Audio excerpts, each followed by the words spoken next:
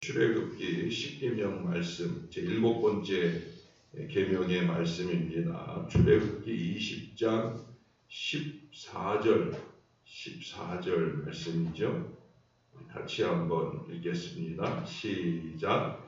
간음하지 말라. 아멘.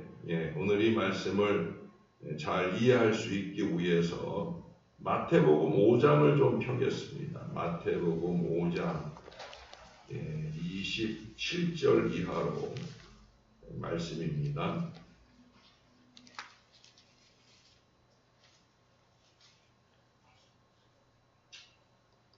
찾으셨어요? 마태복음 5장 27절.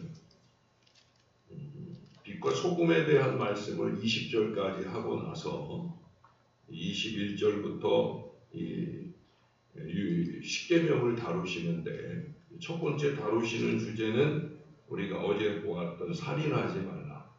예수님은 살인만 아니라 그 이상 노하지도 말도록 그렇게 권면을 하시고요. 그리고 이제 두 번째 다루시는 주제가 방금 우리가 읽었던 이 간음하지 말라는 십계명 중에 7번째 계명을 말씀합니다. 예수님께서는 이 간음하지 말라는 계명을 다루시면서 너희가 뭐뭐하지 말라는 하였다는 것을 너희가 들었으나 나는 너희에게 이르노니 라는 구문을 두 번 사용을 하셔요. 27절 이하에서는 구체적으로 간음에 대해서, 그리고 31절, 32절은 그 간음과 연결하여 이혼 문제를 다루고 있습니다. 이 간음이라는 말은 본래 기혼자들의 성적인 불륜을 뜻하는 그런 단어예요. 그러므로 간음은 거의 대부분 이혼이라고 하는 이 가정의 위기를 초래하는 경우가 많이 있습니다. 예수님께서 이 간음의 문제를 다루시는 그 근본적인 의도는 가정의 보호에 있음을 우리는 알 수가 있습니다. 왜 그러느냐? 모세 당시의 이혼 중성, 매사에 수동적인 여인의 지위나 인권을 보장하기 위해서 만들어 놓은 제도예요. 잘 아시는 대로 구약 시대에는 여성의 지위가 거의 동물과 같을 정도로 취급을 받아서, 그래서 그 여자들을 어떻게 하면 보호할 수 있을까 해서 이 이혼 증서라는 장치를 만들어 놓은 거예요. 근데 차츰 남자들 손안에서 편리한 도구가 되어버립니다. 그러니까 이혼 증서만 주면 이혼할 수 있으니까, 그러니까 일시적인 결혼을 허용하게 만들더라는 거예요. 단 하루 만에도 이 이혼 증서를 주고 여자를 버리고 바꾸는 이 성적인 방종을 가져오는 악법이 되고 말았더라는 거예요. 그래서 여자가 마음대로 버리거나 또는 취하는 소유물 정도로 전락을 하게 됩니다. 그러므로 하나님께서 짝지워 주신 것을 사람이 나누지 못할지니라 하는 그 말씀이 거리낌 없이 짓밟혀 버리는 그런 제도, 그런 현실이 되어버리고 말았다는 거예요. 가정은 창조 이후에 하나님께서 인간에게 베풀어 주신 최초의 사랑의 표현이잖아요. 아담이 홀로 사는 것을 좋지 않게 여기시고 하와를 아담의 갈비뼈로 친히 만드셨어요. 그리고 직접 그 하와를 데리고 아담에게 소개를 시켜주시잖아요. 하나님이 중매장인 노릇을 하신 거죠. 그래서 그 아담과 하와를 하나님이 직접 짝지워 주셔요. 그러니까 자녀들의 배우자 문제를 하나님께 강력하고 간절하게 기도하는 이유도 바로 여기에 있지요. 하나님 뜻 안에서 하나님이 짝지워 주시라. 우리가 결혼식 때 신부 아버지가 신부를 신랑에게 인계해 주시는 것은 그런 점에서 하나님을 대신하는 아주 엄숙하고 중요한 의식입니다. 신랑은 누구나 아담의 고백, 이는 내 뼈 중에 뼈요 내 살 중에 살이라 하는 이 고백을 자신의 고백으로 우리 하나님께 드려야 되고요.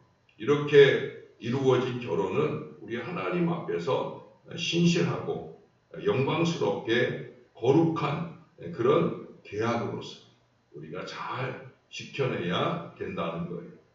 그래서 예수님은 그러한 가정이 좀 보호되고 유지되기를 원하셔서 거기 32절을 한번 보시면 거기 뭐라고 나는 너희에게 이르노니 누구든지 음행한 이유 없이 아내를 버리면 이는 그로 간음하게 함이요 또 누구든지 버림받은 여자에게 장가드는 자도 간음함이니라.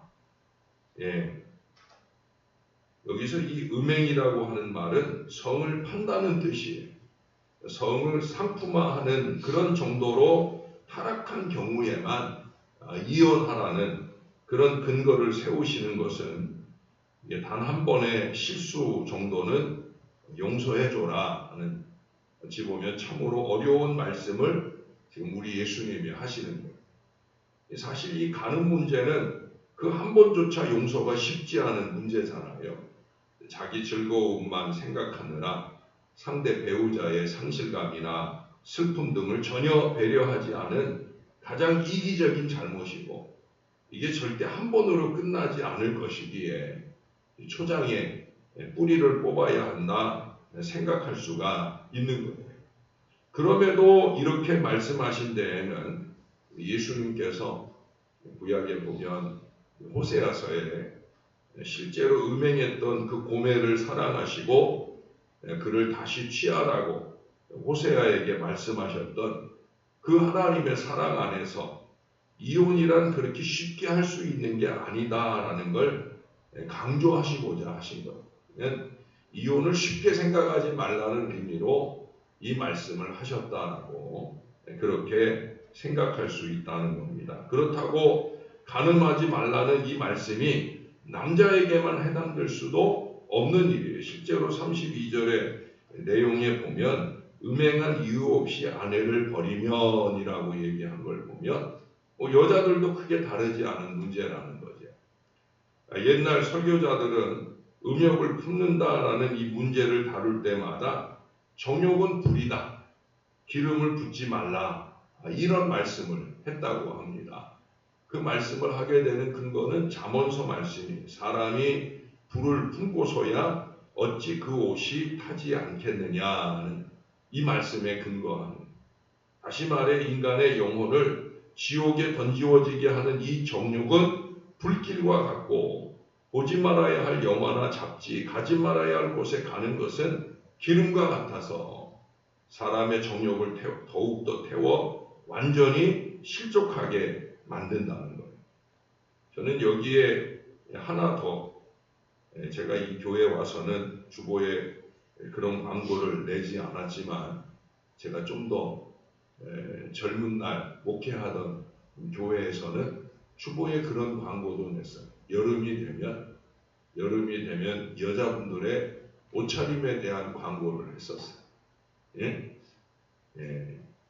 여인들의 야하고 노출된 옷차림도 기름이라고 그렇게 단정하고 싶어요.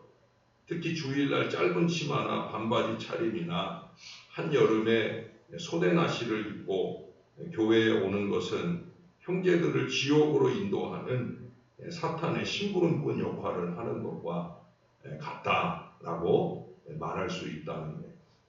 결국은 이 간음의 문제도 우리가 어제 살인하지 말라는 말씀과 동일하게 오늘 그래서 찬송도 제가 어제 이어서 184장, 185장을 부른 이유도 여기에 결국 성령 충만의 문제예요. 똑같은 불길이죠. 이 간음의 문제를 얘기하는 옛날 그 설교자들의 표현이나 또 잠언서의 말씀이나 또 우리가 아까 성령도 뭐라고 표현했어요? 불같은 성령, 불같은 성령. 똑같은 불길이지만 다른 불길이라는 거죠. 성령의 불길로 뜨겁게 우리의 심령을 채우고 있다고 하면 이 문제는 아무것도 아닌 문제가 되는 거예요.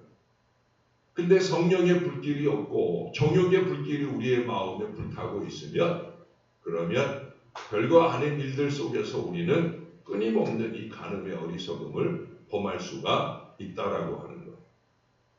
이스라엘의 탈무드에 보면 바리새인들을 7종류로 분류해 놓았습니다. 물론 그 분류는 외식적인 바리새인들을 좀 비꼬는 그런 내용들이에요. 전에도 한번 제가 말씀드렸을 거예요. 거기에는 하나님 경외형이나 하나님 사랑형 같이 아주 신실한 신앙인으로 분류된 자들도 있지만은 겸손한 척 한다고 해서 곱사등형이라든지 또는 사람들 앞에서 보란듯이 선행을 하는 어깨 으습형이라든지 이런 것들이 있는가 하면 전 제일 재미있게 본 게 멍든 상처형이에요. 멍든 상처형은 뭔지 아십니까? 저기서 여자가 나타났어요. 그러면 그 여자를 보고 우리 예수님도 말했잖아요. 보고 음욕을 품어도 그게 가늠이다. 예수님도 말씀하시는데 구약 시대에도 그랬다는 거죠. 저기서 여자가 보이면 시험에 들지 않으려고 눈 감고 걸어가다가 그러다가 오늘날에는 뭐 전봇대에 부딪힌다고 해서 수도 있고 옛날에는 전봇대가 없었으니까 뭐 벽에도 부딪히고 나무에도 부딪히고 그래서 맨날 여기저기 터져가지고 그렇게 돌아다니는 멍든 상처형 그런 형들도 있다는 거예요. 어떤 면에서는 외식적인 듯도 하고 또 미련한 듯도 보이지만 오히려 그들은 오늘 예수님 말씀처럼 어떤 결단을 내리고 내가 어떤 대가를 지불하고라도 상처 입고 피 흘리면서라도 내가 하나님의 이 말씀 지켜야 되겠다. 이 죄를 피해야 되겠다는 각오의 모습이 분명하게 나오고 있습니다. 우리에게도 이런 각오가 필요할 거예요. 남자든 여자든 다 마찬가지예요. 우리의 마음에 불일 듯 일어나는 이 악한 마음을 멀리하고자 하는 이 각오가 필요하다는 거예요. 왜 그래요? 음욕은 간음이요. 간음은 지옥행이기 때문인 거죠. 히브리서 11장 25절에 보면 하나님의 백성과 함께 고난받기를 잠시 죄악의 낙을 누리는 것보다 더 좋아했다라고 모세를 소개하고 있어요. 우리가 예수를 왜 믿습니까? 예수 믿는 이유는 가장 중요한 이유는 딱 한 가지잖아요. 예수 믿고 천국 가리고. 예수 믿고 천국 가리고. 예수 천당 불신 지옥.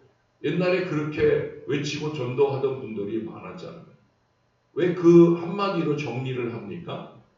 결국 예수 믿는 이유는 천국 가기 위한 거예요. 하늘나라 가려고. 잠시 죄악의 낙을 누리고 지옥을 가겠느냐?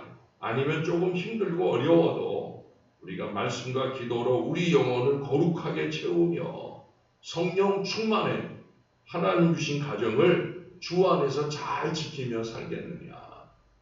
뭐 너무 뻔한 거죠. 육신의 삶에서는 말할 것도 없고요.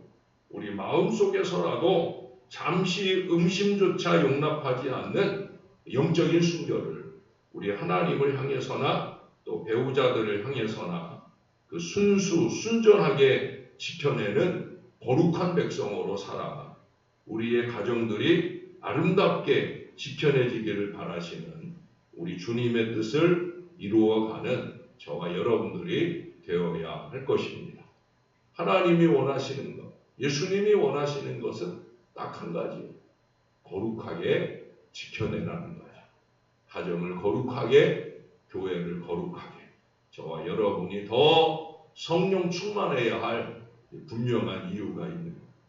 모쪼록 이 은혜로 저와 여러분들이 충만하게 주 안에 사시는 하나님의 자녀들이 다 되시기를 우리의 구주 되시는 예수님 이름으로 간절히 축원합니다. 우리 하나님 고맙습니다. 오늘도 율법의 말씀을 받는 게 아니라 예수님의 말씀을 받습니다.